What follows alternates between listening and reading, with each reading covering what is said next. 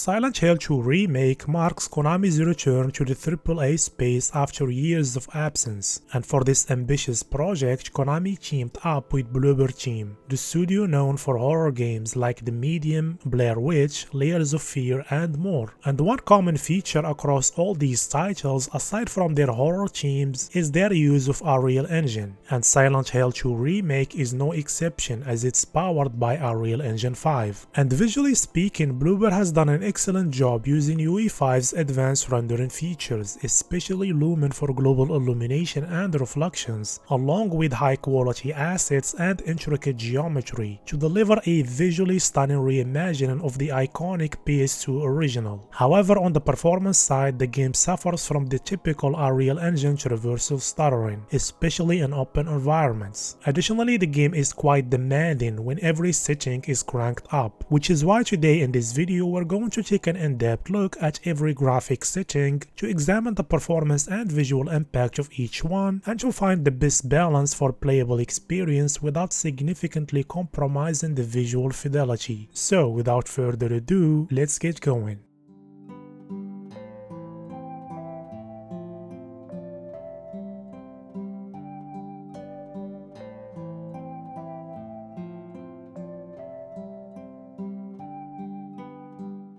Let's kick things off with image quality. Silent Hill 2 Remake supports a wide range of upscaling options, including DLSS, FSR3, XeSS, and even FSR1, as well as the game's own TAA or TXAA and TSR. When testing TSR at its normal preset alongside quality FSR and DLSS and ultra quality XeSS at 1440p, we noticed some clear differences, with FSR3 showing noticeable shimmering and aliasing. XeSS looks much better in this regard, and TSR is slightly ahead and closely resembles DLSS. Performance-wise, as you can see here, TSR is more demanding compared to the other options, as it seems to be upscaling from a higher base resolution. So it goes without saying that if you can, use DLSS. Otherwise, XeSS is a much better option than FSR3 in my opinion. But if you can spare some extra performance, TSR is also a good option, and TXAA native should be avoided as it doesn't hold up as well visually compared to TSR and performs worse. And if you prefer not to use temporal upscaling or anti-aliasing, the game offers options to disable TAA altogether or switch to FXAA. However, doing so does not provide any performance benefits.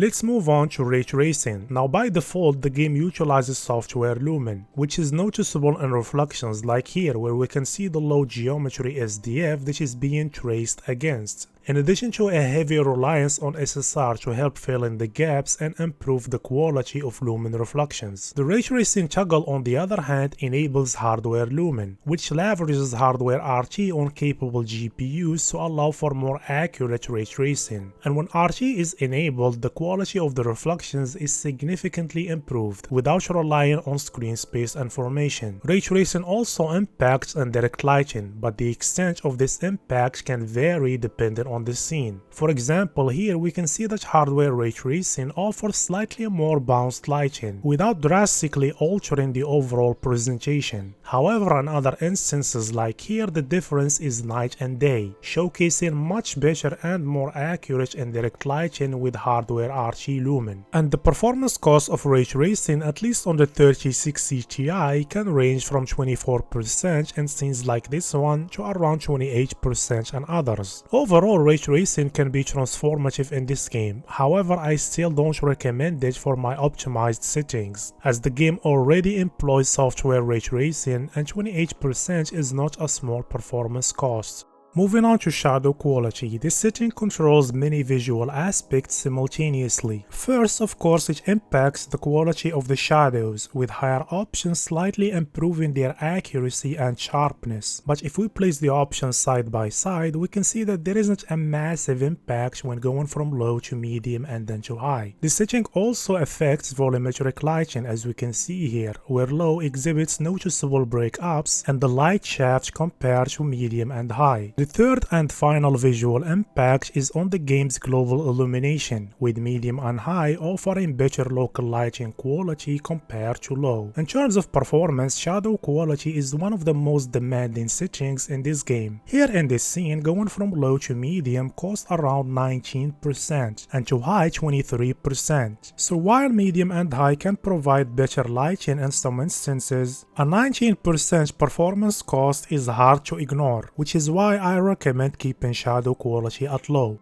Next we have texture quality. Now similar to many other Unreal Engine 5 games, Silent Hill 2 completely ignores the texture quality setting and dynamically loads the appropriate textures depending on the available VRAM, which is why in this comparison we can see no significant visual difference between the options. Additionally, the texture setting slightly impacts the quality of anisotropic filtering, with medium and high providing better texture filtering compared to low. VRAM wise, after a long session on the GIGABYTE RTX 3060 Ti at native 1440p with high textures, I noticed that the allocated VRAM often approached the 8GB limit, and since there is no noticeable visual difference between medium and high, I recommend sticking with medium at native 1440p if you have an 8GB GPU to stay on the safe side.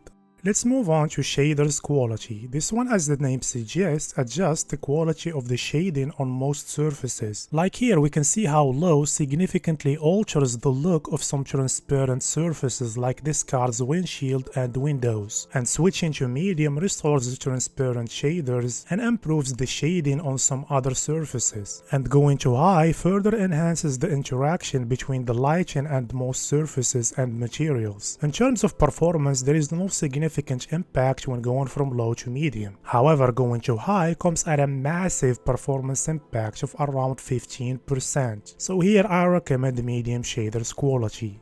Moving on to effects quality, this setting primarily impacts visuals by adding a fog blur effect to distant objects obscured by the fog when using high. It also applies the same blurring effect to transparent surfaces as you can see here. Performance-wise, there is a small 1 to 2% when going from low to high. And because of this small performance cost, this setting is more about personal preference. So if you like this blur effect, don't worry about the performance and keep it at high. Next we have separate translucency. From what I understand, this setting allows the game to render translucent objects using a different render target. This allows these elements to have a different resolution target and potentially better quality independent of the game's internal resolution. However, in this game I haven't noticed any significant visual or performance difference when switching between off and on, even in a scene with a lot of alpha effects on screen like this one. Therefore, I recommend keeping this setting enabled regardless. I've played around 3 hours of the game and I haven't noticed any lens flare effects, even when looking at bright light sources such as this flashlight. Normally, lens flare is a cheap post-processing effect and shouldn't have a significant performance impact, so I recommend keeping this setting at high. As I always say, ambient occlusion is essential for any game's lighting, and the same applies to this game. Even though Lumen GI handles most of the ambient shading, SSAO is still necessary as it fills in the gaps and further enhances the lighting quality, and performance-wise enabling it costs around 3%, so it's reasonable to keep SSAO enabled. Moving on to SSR or screen space reflections. This setting doesn't impact any surfaces used for lumen reflections such as these puddles, where SSR remains enabled regardless of the option. However, lumen reflections are not applied to transparent surfaces like here, where we can see the visual impact of this setting with a screen space reflection of the character when enabling SSR. And performance-wise, this setting has no significant impact, therefore keep this one enabled. Lastly, we have SSS or subsurface scattering. This setting should determine how light interacts with translucent materials and surfaces like the skin. But here in this game, switching between low and high shows no noticeable visual impact, and even the performance is identical between the two options, so keep this one at high.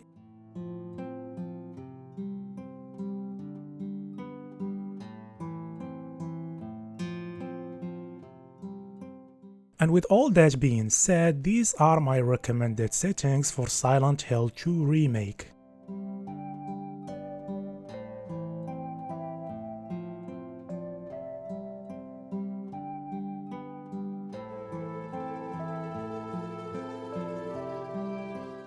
So optimized settings are quite simple in this game. Just disable ray tracing, lower the shadows with shaders at medium, and keep everything else at high or enabled. And here if we compare these optimized settings with Epic preset at 1440p using quality DLSS and no ray tracing on both sides, we can see that in the forest area at the beginning of the game, which is one of the most demanding areas, optimized settings offer on average a performance boost of around 52%.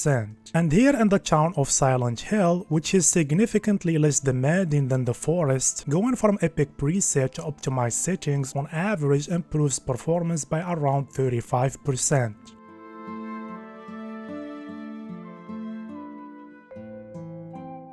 And with that we arrive at the end. Thank you so much for watching and for your time. If you enjoyed the video, leave a like, and if not, leave a dislike. Don't forget to subscribe and hit the notification bell for future videos, and hopefully I'll see you all in the next one.